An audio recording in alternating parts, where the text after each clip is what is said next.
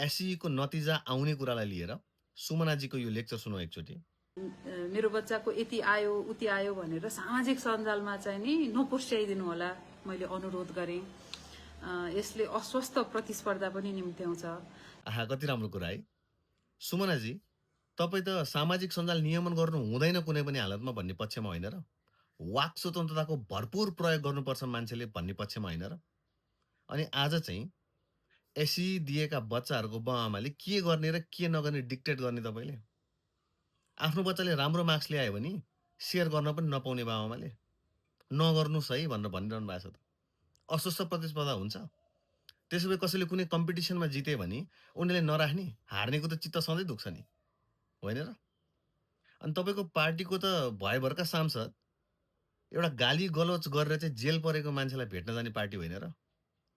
सामाजिक सञ्जालमा एसईको बच्चाको बाउआमाले रिजल्ट सेयर नगर्नु, यस्तो भयो उस्तो भयो नभन्नु, अनि गाली गलोच गरेर चाहिँ जेल पर्नेहरूको चाहिँ पक्षमा हुनुहुन्छ तपाईँ। भनेपछि राम्रो रिजल्ट आयो भने सेयर नगर्ने, गाली गलोच गर्यो भने चाहिँ फुलमाला लिएर चाहिँ जेलमै जानुपर्ने। हिपोक्रेसी यही होला सायद। अनि सबैभन्दा गाली गलोच गर्ने, सामाजिक सञ्जालको सबभन्दा दुरुपयोग गर्ने चाहिँ जय घन्टी भन्ने समर्थक नै हो। राम्रोसित अलिकति अध्ययन गर्नु होला।